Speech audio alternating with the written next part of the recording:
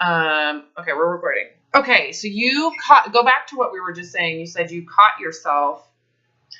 Feeling like afraid to eat because I thought everybody was focused on me, and I felt like I weighed 500 pounds in this tiny chair, and then I realized that, it was me, the way I was thinking, and those people really didn't care. They were grubbing on their burgers, and, and if they did care, they don't realize the truth of how I got here, and Yeah, and they must not have any problems. Yeah. But they wanna make problems of other people's problems and micromanage other people's problems in their own head and have, they're gatekeep total strangers, right? Yeah. But we were just saying, you realize that even if they were that way, they just don't get it. They don't really understand. They don't know the whole story. Yeah. Right? Yep. Yeah, that just became really clear to me, and I thought that was a pretty major breakthrough because I was super tired and emotional, and I could actually see it through all that mess. Oh my God. That means that you are starting to get it. You're starting to get it. So because you are seeing the difference between the belief you had and then the reality that occurs around you. Yeah. The other thing that you had said just a second ago was that I don't know what did you say that was like, and it's unfair for me to criticize them, even if they did. Oh yeah, because they don't realize what it took to get me in this spot, like how I got here, and they probably wouldn't feel so judgmental if they did know the pain and suffering that it took me to get to 350 pounds or 325 or whatever. Yeah. You got it. And that was and that's where I started like, oh my God, going off like, because the truth of the matter is that I believed this belief system of thin supremacy and fit righteousness and health consciousness. I believed in it. You believed in it. Everybody listening to this video believes in it. Their families believe in it. It's such a pervasive cultural belief system that we innocently just buy into it. And as children, we have no idea that it's not. We just think that it's the right thing to do, that it's the right thing to want to be thin, that you should be working on being thin. And despite the fact that what it's doing to how you relate to food on a separate relationship, right? Because there's the relationship you have with your body, and then there's the relationship that you have with food. That relationship that you have with body, where the thinness changes how you relate to your body. How you relate to your body changes how you relate to food, right? Yeah, yes. And so you have these issues with food, and no one's questioning the thinnerness, the thin ideology, the belief system that you accepted, I accepted, your parents accepted, your parents' parents accepted. It's so innocent. It's actually such an innocent belief. And again, we used to think it was great. It's the right thing to do. And now, in hindsight, we have 2020. That's a horrible belief system. How pathetic is that? And look what it's doing to how people relate to food. You're going to more than likely start having an overeating, emotional eating, binge eating, disordered eating lifestyle. If you believe in that shit. And so, anyways, we know this hindsight. And so it's really quite unfair to actually judge these people who believe in thin supremacy. I always say it's not the people, it's the belief system that's so shitty. Exactly, yeah. That person is innocent. They're so naive. They're completely ignorant. Even if they think that they're right and you're wrong, that's really forgivable. Yeah, see, that was the hard part for me all the way up until, this last week or so about, worrying about those people, and they still believe it, so...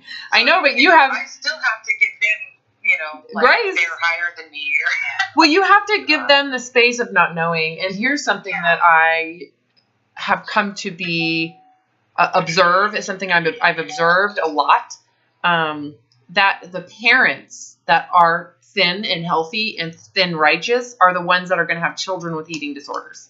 And so it's going to take their child suffering with a binge eating disorder or some type of bulimia, addiction, or some type of extreme eating disorder for that parent to potentially ever understand. And they may never understand. They may just think... That's true. Right? I've talked to my mom about it, and she was one of the people I was trying to convince And she's got it in her mind that it's about health, and it's not about appearance, but more so about the health. So then she said stuff to me like, I don't know where you got all this from. I don't know why you have a problem. And you just have to go. Maybe it was Jane trying to work out and overnight. And I know. About how much weight you can lose, and Yeah, well, because at the last thing you want to do is say, "Yeah, Mom, it was you." Yeah. Because it wasn't her. She was a product of the system and the culture at the time. She's normal. Yeah. So I was having this conversation with a friend this morning, walking our dogs, about how her dad is like 80, and he's definitely has a, very, 19. He's definitely got the persona of that generation. And she didn't see that, but I was trying to say, I think that's the generation. Your father is just like everybody else from that generation. They're very narcissistic, very superficially oriented. It's all about the car you drive. It's all about the job you have. It's how much money you make. It's how big your house is. It's glamorizing your attachments to these ideas of success that are very superficial. Either that or you're extremely religious oriented, and that's where the religious cults and zealotry of the country really got worse. So it's like that generation we're trying to recover from. We're in recovery from the baby boomer generation and their parents, which actually are the ones that, went through the trauma of depression and all of that. World War I, World War II. That was traumatic. And the country went through such a huge change with, the Industrial Revolution and just this. And not only that, but the United States was just starting to thrive after years, over a century or two of trying to get the West established. I mean, we can sit here in 2018 and be like, that generation, such a steady generation, like pieces of shit, but they were innocent too. We just are we're the ones that are it's like we're the test pilot. Yeah.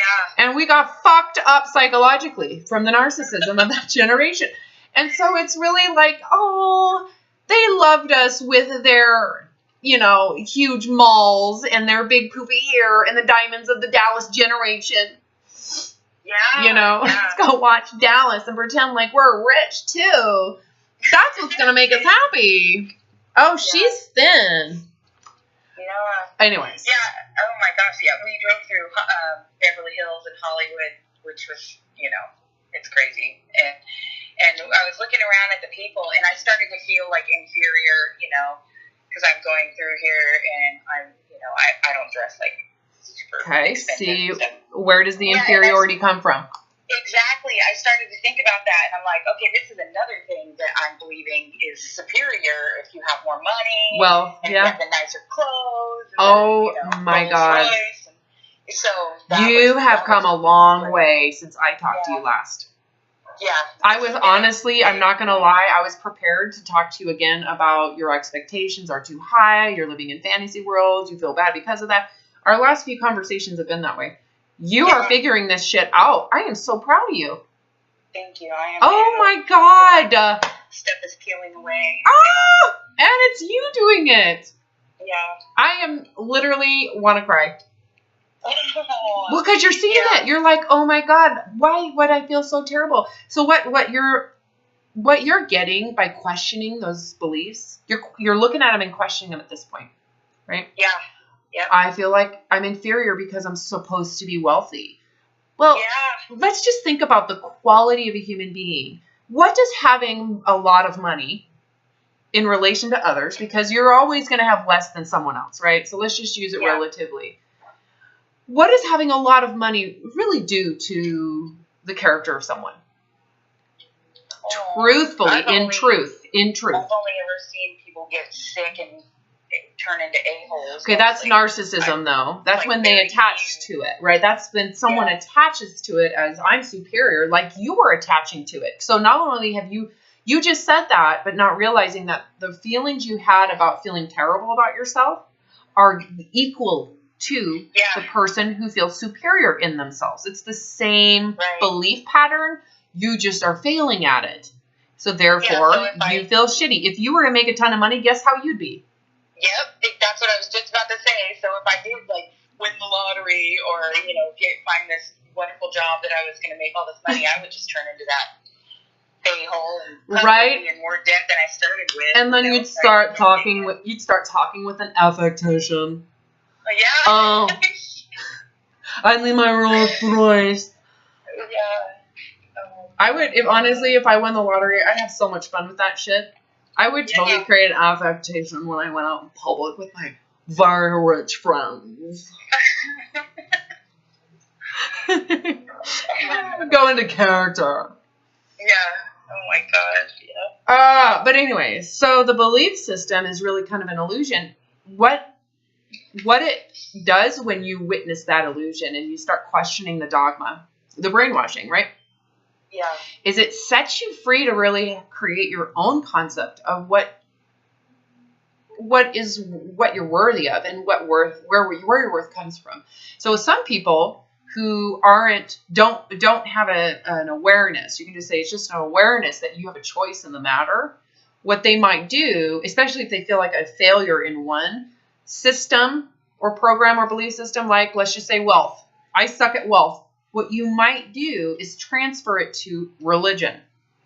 Yeah. If you don't transfer, you might transfer it to. So for a lot of people, this is actually something written and looked at and theorized by a social science that people are leaving religion in the United States because of the kind of the extremism, the radicalism, the fundamentalism, the far right kind of radicalism of it.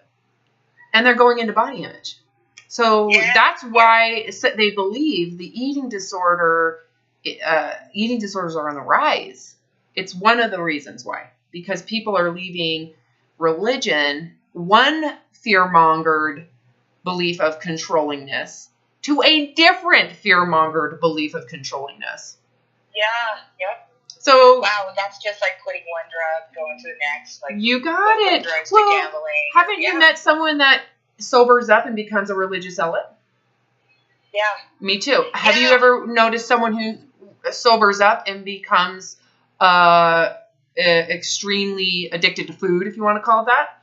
Yeah. And then they constantly feel bad about their weight because before they were thin and they didn't realize that they got grandiosity out of their thinness. So when they stop doing drugs and they go to food, there's a connection to body image. Oh yeah, I think that's part of it. Happens a lot with smokers. I know. So it's like, but no one's questioning the dogma or the standards or the beliefs that position almost everybody to be inadequate, to be a failure. Yeah. And then the downside here is when you define yourself, the quality of who you are as a failure. Because we could say, yeah, I didn't do the best in school. Wasn't the best athlete, but someone might have the awareness or the level of consciousness that's a little higher maturity to say, but that doesn't mean I'm a bad person just because I'm not a good athlete. Does that make sense? Yeah. Yep. So there's some people that have that maturity to not internalize that inadequacy or weakness, whether it's in religion, whether it's in body image, whether it's in money or athleticism or whatever it is. And they don't internalize it as I'm a bad human being for whatever reason. Whether they're incarnated 50 more times than you, whether they're just born with wisdom, who knows? I personally internalized it all, which is why I suffered so much. Yeah. I internalized religious dogma. I internalized the athletic ability, and that made me special. Kind of like the rich person makes them special. Yeah. Yeah, I tried for a lot of things, and I never, ever really accomplished anything, so it's been pretty rough. Yeah, but you don't realize that the reason why it's been rough isn't because you suck. It's because you chose a standard that was so fucking out of reality. Right. Right? So it's not you that has sucked this whole time. Right. It's grasping onto these standards someone else set for you. You didn't set those standards. Someone else did. Someone out there in 1935, 1945 set the standard, and the standard has risen significantly over the course of 50 years plus, 60 years, 70 years now.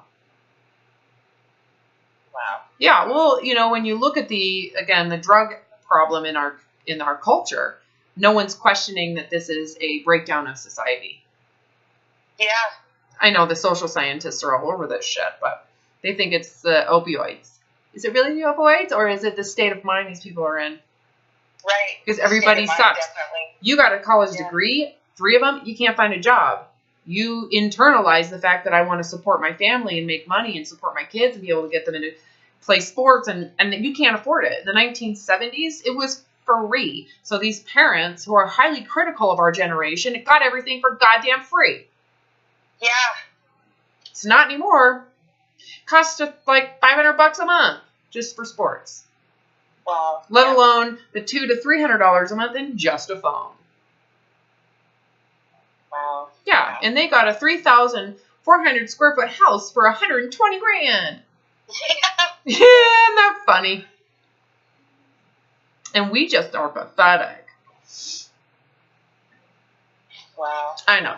So we got to give ourselves some grace from those belief systems that are super fucked up and ignorant. Yeah. You know? They just don't. That's what I've learned now. Yeah. Right? Well, what happens to your self-esteem once you let those go?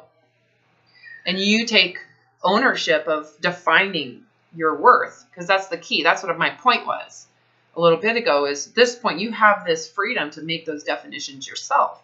You don't necessarily have to transfer it to some new dogma that you have to reach and maintain and sustain and be identified by. It's like jumping from one clique to another clique. Do you really want to go to another clique that you have to perform to be valued? No. Right. Yeah, I can see how easy it would be just to go from one to the next too, because well, it's not as scary. It feels like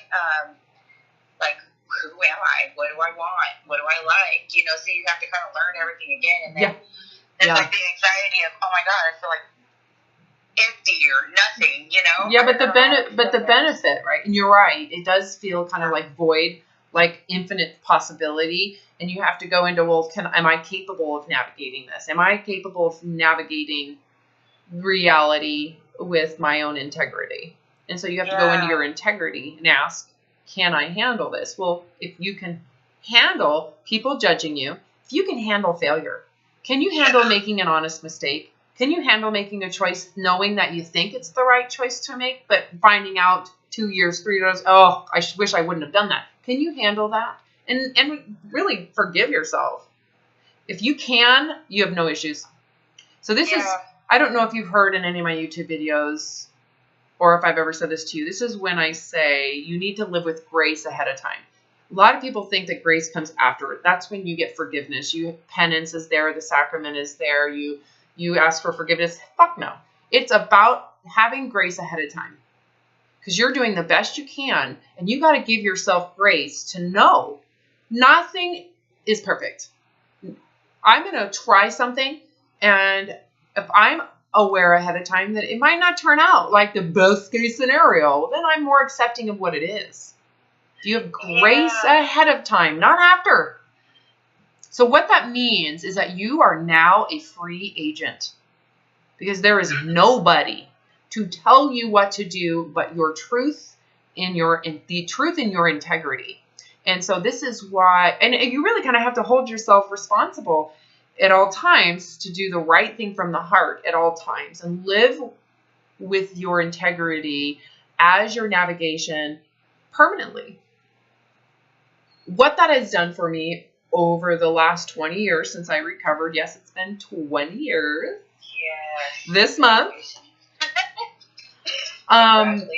It has, it is just, I think what it's done for me human to human, like in my personal relationships, is it's allowed me to just be real, because I know my intentions are good, and I'm a safe person for people to be around. I will never take advantage of you, manipulate you. I'm not going to do anything like that. And it gives them grace, because I don't have to criticize them for being assholes or weird, or because I'm weird and I'm an asshole. I mean, we're all the same. So it gives me safety with other people. So there's no pressure. I don't have to perform. I don't have to present something I'm not.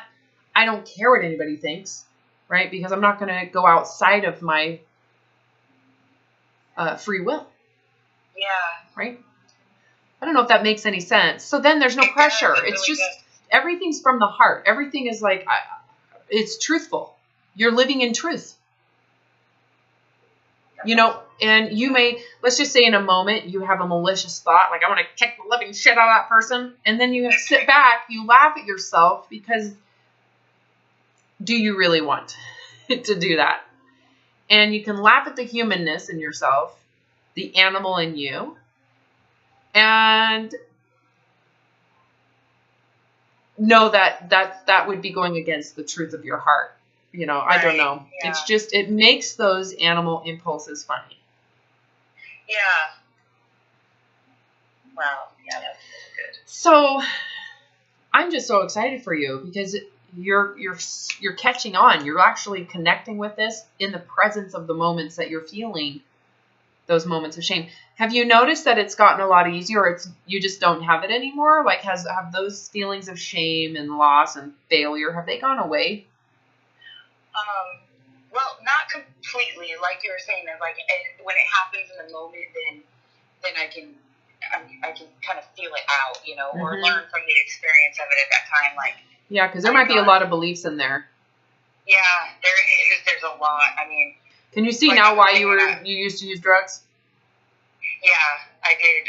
Starting from like 13, I started drinking and meth and weed and all kinds of stuff. So and then right after that was on to like, you know, I was a mom, so I was trying to be a good parent and then trying to take care of the household as a teenager, and you know, I was just constantly trying to find something new to live up to, and you know, always, you know, failing. Luckily I never succeeded at them. Actually, I'm glad I never succeeded, because then I would probably just be deeper, you know. Well, you would be, and that's exactly, you are so right on the nail on the head.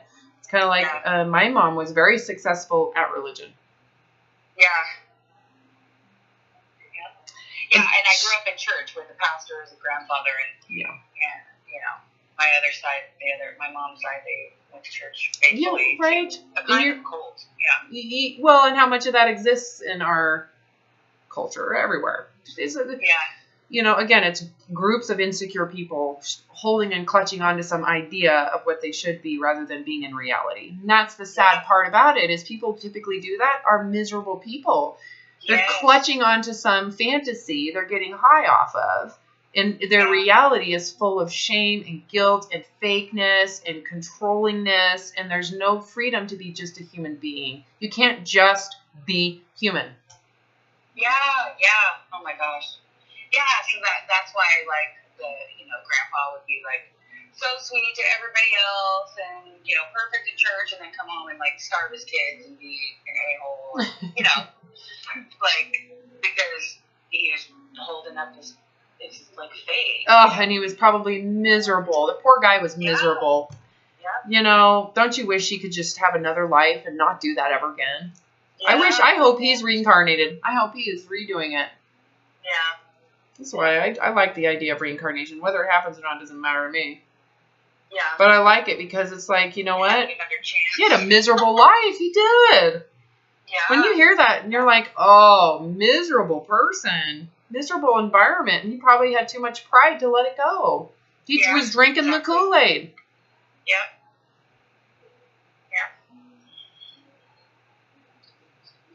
Yeah. Yeah. It's the best thing ever to be a loser. I'm telling you, I love it. I know, and that's what I'm realizing. Like, whatever. I'm such a loser. And that means I'm free if I don't care. I don't care. I'm a loser. All those winners out there can win. They can have it. Yeah. I'd rather just be authentic. And, again, having my free will, that freedom. Not driven from what you're supposed to do, from standards and systems and programs. That's not free will. Yeah. Doesn't mean that I don't comply, because I do comply. I turn my blinkers on. I pay my taxes. I do cuss. I have broken so many cussing rules. Yeah. But then again, I didn't cuss for a long time. Yeah. And let me tell you, it's fun to cuss. Like a sailor sometimes. I know. Sometimes it does feel like a relief. Like, you know, when you're so angry. Like Yosemite Sam, you know, yes. Hopping around, hopping back, cussing. I know, and it's like, you know what? Sometimes it just feels good and it's funny. Yeah. I don't know. You know, you just get to be human, and it's like I get to enjoy the life I have right now. I'm like just enjoying it. I'm alive, and I'm a mom, and I got a dog, and a husband, and I got a yard to do. Yeah. And I'm training people in the mornings, and I'm talking to you today, and I get to just sit here and not put makeup on and not give a shit. That's awesome. You know, and I might have, there's financial struggles. There's freaking a collector. We couldn't pay this. My husband got shoulder surgery, and we got a call from a collector on Friday. Yeah. Whoop-de fucking do. Yeah. Yeah, and they, instead of like sobbing and being scared. This is a terrible person. You're gonna ruin my credit. Yeah. That another brainwashing. Yes, that's another thing. And then, on our road trip, I kept seeing these signs about like we're spending more time texting than worrying about our retirement. And then I started thinking, like, oh my god, do we have enough money to retire? I don't. I'm never gonna retire. Yeah. I've already told my daughter Chloe, I'm just gonna live with her. I'll be a greeter at Walmart if I have to. Just not grandma, greeting at Walmart. Look at, we're such irresponsible people. Yeah. You know, the good news is that I'm not depressed. I'm not suicidal. I'm not coping with anything. I'd rather have bad credit than to have good credit and have mental illness. Yeah.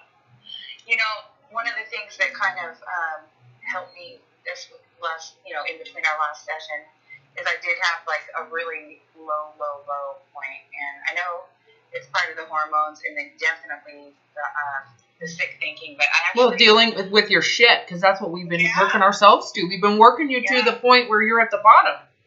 Yeah. That's the point. So I started writing out a note to everybody, like all the different people, like, okay, I can't do this anymore, and I'm done, and, because this.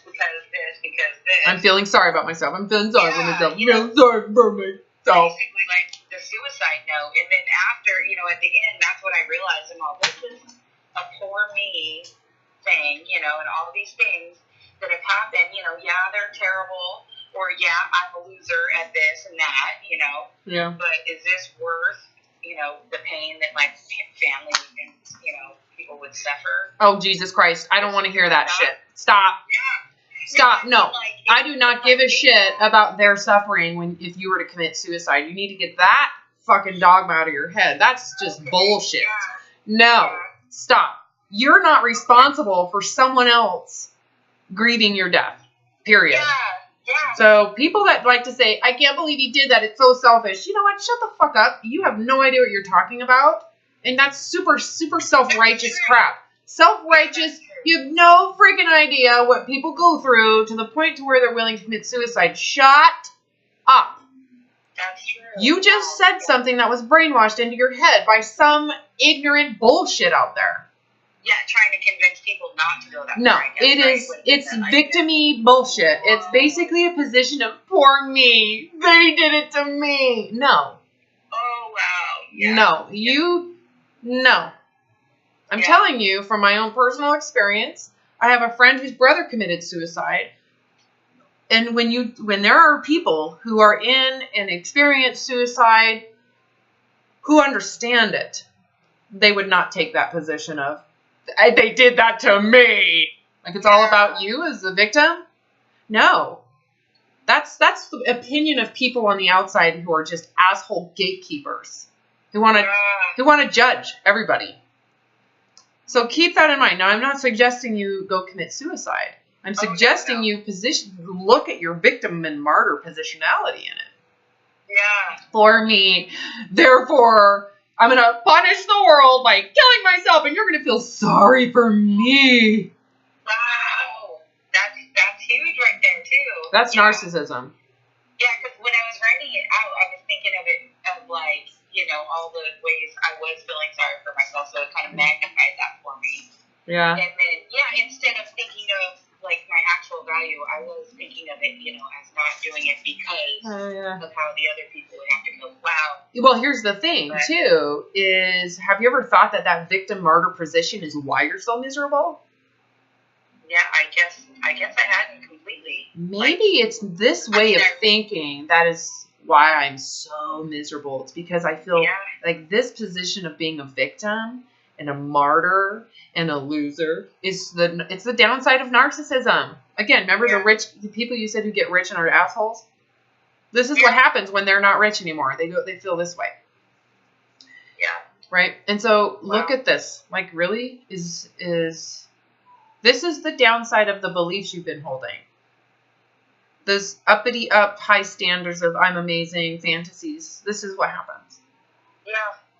So what should you do? Should you commit suicide, or should you just let go of those belief systems and let yourself be real? Let go. Yeah. Be real. Well, then what happens? Is there a need to commit suicide if you're allowed to just be real? No. Doesn't that just sound ridiculous now? Yeah. Just be a real human being. With your flaws and with your truth and with your insecurity and with your, everything. And you get the freedom to not feel bad about it. So what you're letting go of, or what you're committing suicide of, are those lofty, narcissistic, superior standards. You are free permanently from ever having to attain anything that is out of reach. Yeah. That's great. That's so great. Well, isn't that what you're looking for when you're looking into suicide? Besides feeling sorry for yourself, aren't you looking for freedom? Can I just accept what I have? Yeah, that's what it is. Just trying to get relief from not from feeling bad. A loser. Yeah, the shame. Yeah, and then that's what it is. And feeling hopeless, like I can't. Like I could just be free and not worry about. Oh my God, that's so awesome. It is so awesome because it makes you kind of giggle, like, oh my God, I almost committed suicide, or over some narcissistic self-pity party. Yeah. And then obviously I don't think you would have gone through with it because you would have had to. No. You would have had to have actually, the thing about the feeling sorry for yourself aspect of it, which does exist. I went through it too. Okay. Yeah. Is that's just feeling sorry for yourself. So it doesn't really translate to I'm willing to kill myself. Yeah. Where it's willing to kill yourself is when there is no escape. Is permanently no escape. You have gone into the realm of permanence, and you'll do anything to escape if given the opportunity. When you're in that, self-centered, narcissistic, pity party, you're still wanting what you think you need. That is part of all this drama. Yeah. When I got to the point of suicidal, I would have let it all go if I knew how.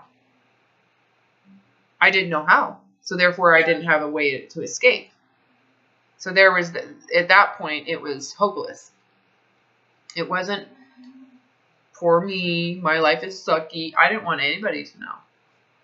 I don't want anybody to know. Because you don't want anybody to stop what you're doing. And it's actually very peaceful. Once the decision's made, a lot of people who go through with it, they actually do very well a few days before they commit suicide. Yeah, I've heard that before. Because they've given it up. Yeah. The funny thing is, well, it's not funny, but I had the same experience. I had the same freedom. I had the same, and it was sad, getting to the point of preparing to commit suicide was so sad. It was very sad because it was a tragedy to me. Yeah. Because I knew I was a sweet girl. I knew I was a good person. I knew I was kind and loving, and I meant no harm, and I didn't really do anything bad, but to the religion, I was a terrible human being. I had sex. Oh my God, and I drank alcohol. And I had coffee. And that to me was so bad because I was so indoctrinated to perfectionism, isolated from reality. I didn't know any different. So I thought it was tragic. It was a tragedy anyway. So prior to actually committing suicide, I actually questioned the dogma. That was a big deal. Yeah. Because I realized I don't want to be part of that religion. I don't like it. I don't want it. If this is what happens, if they're gonna take, if a good person like me is made to seem chewed up piece of gum, crap, I'm going into outer darkness, whatever it is. I'd rather not hold myself to that religion. And that right there was so transformative. It was almost like the first time I felt grace. Because it was coming from my heart. It was a realization. And this is what I want you to do too. It's a realization that you are your own, in a way, there's some, you're acting as your own savior. You're acting as because you're the one who's defending yourself, not because you need to justify or rationalize, but because you've done the best you can. You've had good integrity. Even if it was misguided, you still have always had good integrity. You're a good person. You've never meant harm to anybody. Yeah. Ever. And when you did do harm, it was because you felt ashamed of yourself. Yeah. I might as well. I don't piece of shit, and that's forgivable. Wow. I just feel like the most important step for me was recognizing that I had to forgive myself. I had to be that, in terms of Christianity, I had to be my own Christ in the moment.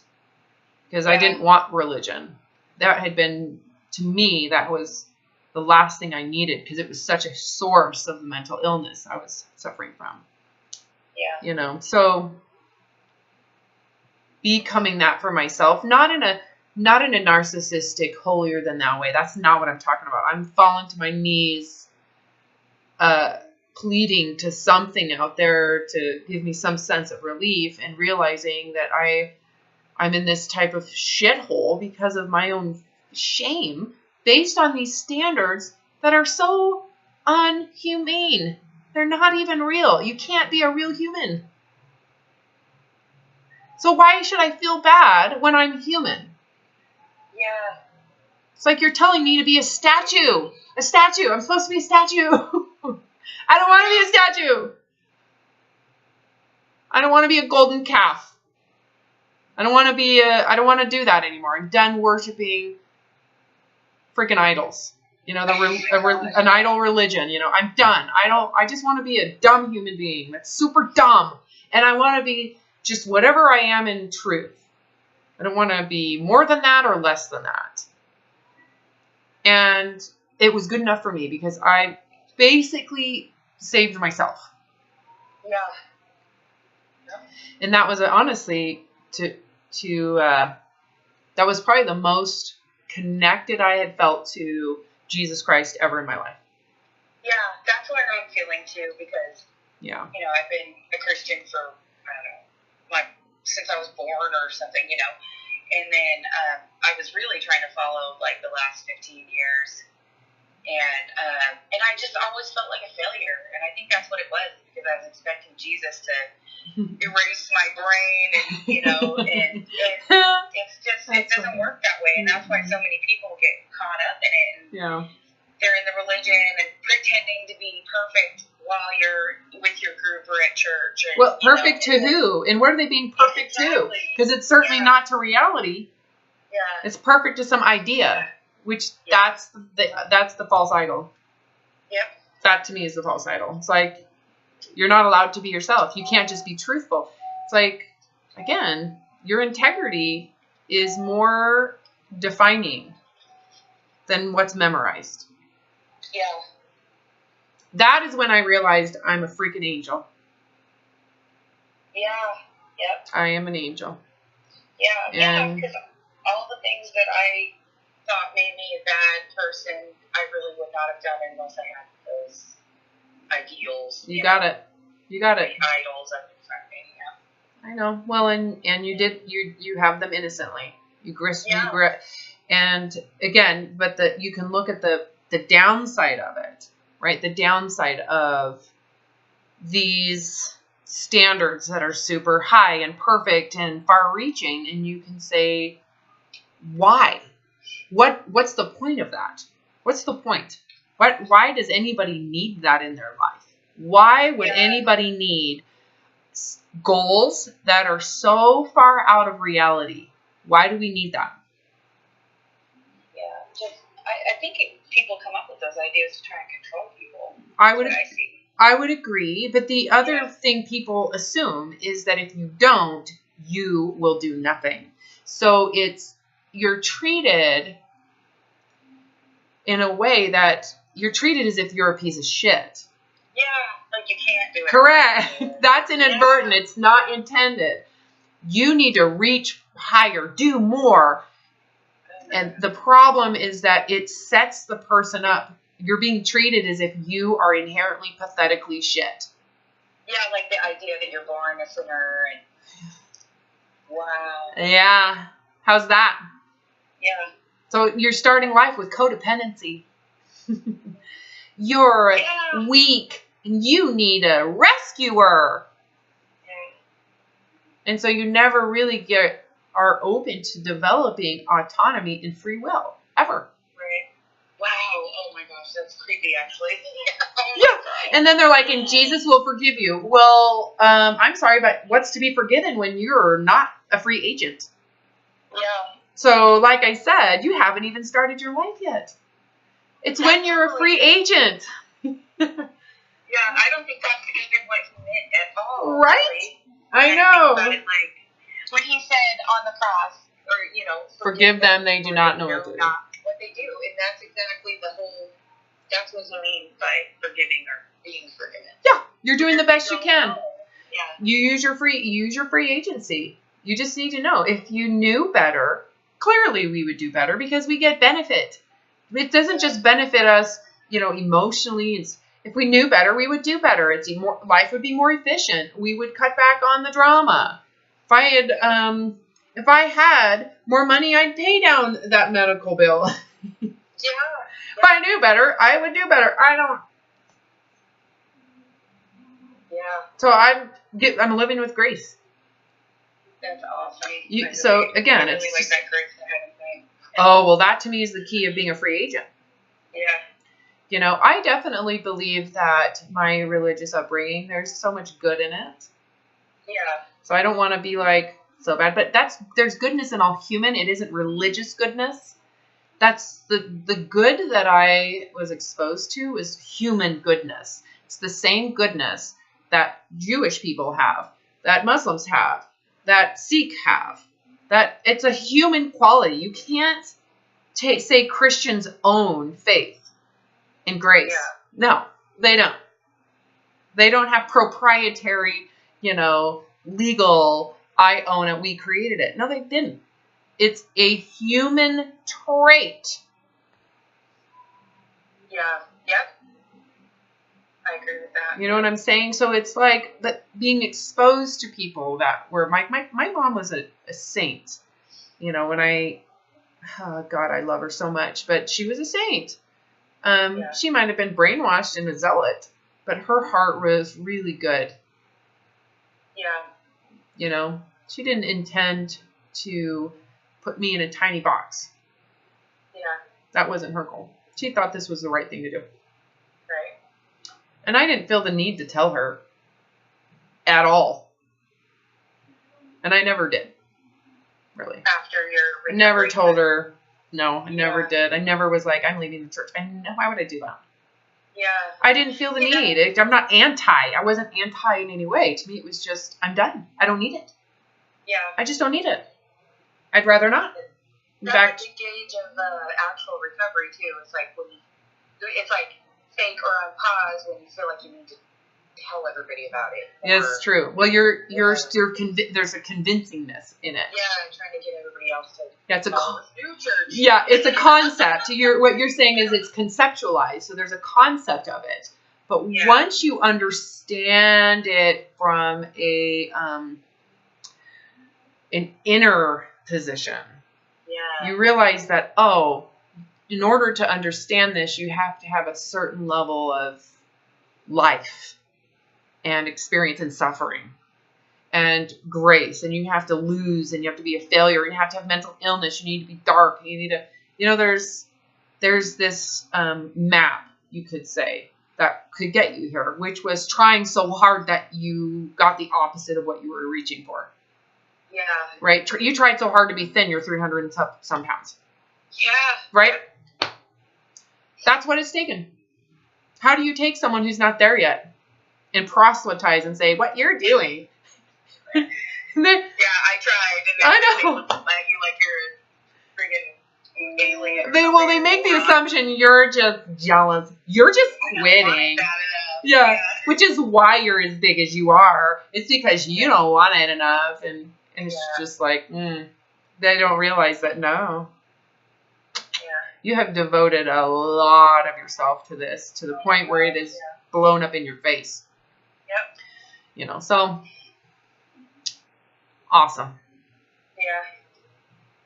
So amazing. Yeah, I wanted to tell you this too, which is, it's not my doctor's fault or anything, but this whole pregnancy I haven't gained any weight. I actually lost like 3 pounds, and then my last appointment I went to, I gained 4 pounds, and she gave me a weight chart. Oh, Jesus, Lord Christ. She printed it out, and she's like, this is how much you've gained in the last 2 or 3 weeks. I think it was like 3 weeks that we had seen each other. And she's like, just smile, and I'm like, thank you. Gosh, like, really?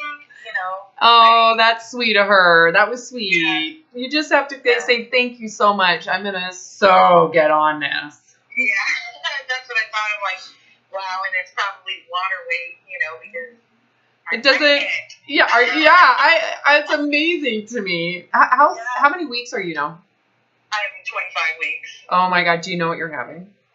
A boy. Oh my God, you have 2 boys. I have 3. Well, it'll be 3. I have the older 22-year-old and then 4-year-old and then 6-year-old. Oh my God, your 4-year-old is going to be so excited to have a little brother. Yeah, he is. Every day he's like, where's my baby? Where's my baby? That is so sweet. Yeah. I love that. Yeah. Oh, how are you and your husband doing? Are you guys doing okay?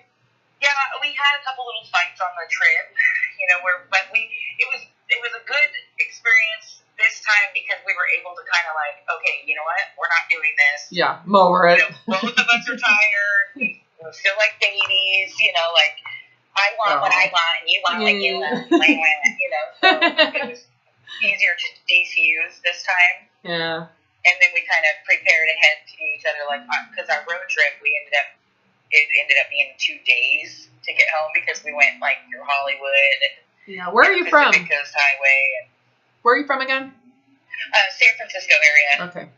So the Bay Area near San Francisco, and so it was like. Next time you're in LA, I have like a few clients there that are wanting to meet. Oh yeah. Yeah. So next time you're in the LA area, let me know and I'll put you in contact. Yes, that would be awesome. I think we're gonna try and go in November.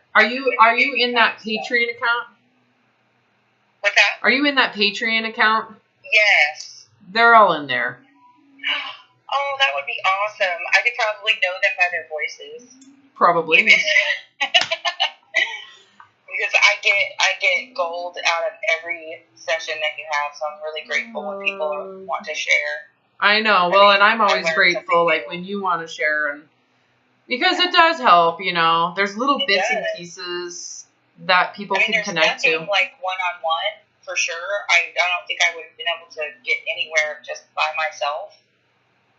Isn't that amazing? Because when you hear other sessions, aren't you like, oh yeah. Yeah. So I've heard this before. I've been in this spot. Obviously, you can get little pieces. You've had enough work too that when you hear someone else's session, you can get a lot out of it because you're connecting at a different level than someone who hasn't had this. I don't know what it is, right? When we're working and you're forced to think with me and I'm thinking with you and we're timing all of this stuff together. Yeah. There's something more powerful about it than when you're watching someone else. Some of that is because you can always remove yourself from their case and say, that's not me. You go into your own, it's like you can go into your own denial about it. But when I'm talking to you, like, oh, she should do this. She should do totally. That. And when I'm with you and you're with me and you're in denial, I don't let it pass, right? That's the part that's huge. Yeah. Like, wait a minute. Hold on, what'd you just say? What'd you just say? Yeah. Let's rewind that for a second here, because I'm about to open up a can of whooping. Yeah. I'm glad. That's what I needed. I swear to God, I feel like that's maybe why I feel empowered to with people, and I don't feel like I need to hold back sometimes, is because when I was in that, I would have done anything for someone to tell me what was wrong. I am so desperate and so miserable that you become willing, right? There's a point at which you're not. Yeah. Right? When you're in that state of, I'm not going to change. I'm not going to change no matter what she says. Even if she's right, I'm not going to change. I wouldn't have listened either. I would have had dissonance, and I would have been like, she's full of herself. That's what I would have done. Yeah. But the moment I was done, and I was like committing suicide, and I would have done anything. I would have done anything if it would have made an impact. Nothing did. When I called too. Yeah, right? And so you're like, please tell me where I'm wrong, because ultimately I don't want to do it anymore. I'm done. I'm willing to give it all up. You know? Yeah. And so if I don't say things like, oh, you're in denial, or, oh, you're going to suffer again, or, you need to diet again, or, the hard part, that's hard to do. It's, what are you going to get out of it if there's no one to give you that edge that you're not willing to give to yourself? Yeah, exactly. If you feel like you need to scream at me and tell me what is what, then do it. There was only a little bit of that today. Well, the fact that you're starting to question your shame is huge. That's huge. Yeah. Because you're going to start questioning the dogma and the bullshit and listen. You're going to listen to the question or the standard in your head. Like, oh, I should be rich. And you're going to go, yeah. Yeah. Ooh, I'm not rich. Yeah. Who said I should be rich? The 1980s. Yeah. The 1980s said you should be rich. Right. Mm-hmm. Right. Yeah. The 1980s. Yeah, the first thing that came to my mind was like Ferris Bueller's Giant House. Oh, yeah. Dallas. All the daytime TV. The 1980s. The shopping malls. The consumerism. Yep. 1980s. The 1970s, I think, was, I didn't live in that era. I mean, I was born in 1977, but I'm pretty sure that was our house in the middle of a street. I think that was kind of coming off of the 60s. I watched the show. I don't know. Someone in there. Tell us about the 1970s. I'm pretty sure the 1980s was far more glamorized and far more consumerized and far more narcissistic than the 70s. Oh, yeah. Yeah, I could see Dynasty and then all the aerobic stuff coming in. The thin supremacy. Well, the thin supremacy started really early. Oh, yeah. Much earlier, but the diet industry really kicked in the 80s. The fitness industry kicked in the 90s. The food righteousness and the food zealotry began in the 2000s. Yeah. My gosh, now that's a rage. Oh, and so are eating disorders. California, oh my God. California, Colorado, the East Coast, all over the place. It's everywhere. Let me out. It's, no shit, right? That's really poisonous stuff. Yeah. But people don't know. I mean, because again, we're dealing with our primal need to feel safe with food, and you're triggering that. So now we're, that's where they think this huge boom in eating disorders is attached to as well. Yeah. Is the, not just the people leaving kind of religious zealot radicalism, they're going into the radicalism of health. And attached to that is intermittent fasting, paleo, ketogenic, HCG, extreme veganism. It's any type of food, non-GMO to the extreme. The thing is they become identified by it. I'm not saying those things aren't relevant. I'm just saying they're compensating with, I am healthy and you are not, you piece of shit eating a Cheeto. Yeah, that's the huge difference right there. Like when the people are getting like the narcissism. And that's really what creates, you know, that self-righteousness or the idea that everybody should be eating this way and eating that way is bad, that duality, this or that, bad or good. That same way of being, and it gets more and more strict, more and more extreme as someone goes down in levels of consciousness. And the sad part about it is when people come out of radicalized religion, how conscious are they? They're not. Like not, yeah. Mm-hmm. They've been because then you're just programmed on an extreme way. Trapped in all these different ideas. And you're never really given the freedom. You don't really get any autonomy. Yeah, it's hard. So that's why I feel kind of blank. Correct. Yes, because you're a child. You're starting at the point at which you started getting indoctrinated. And you know what? You got to start over at some point. You can either do it now or you can wait. Maybe you get reincarnated. I don't know. Or you can live the rest of your life what you've been doing. I don't know how long that'll last. Yeah, I'll take starting over now. Right, me too. Like at age 2. Well, the good thing is you know the systems. You're done with high school. You got that behind you. I mean, think of all the benefits of being 2 years old when you're in your 30s or 40s. Yeah. All right, I gotta go, my dear. Okay. I will upload this and get it to you as soon as I can. Okay, then we can text to set up another appointment or something. Awesome. That sounds great. Okay. All right, bye-bye. Thanks, Robin. You're welcome. Bye. Bye.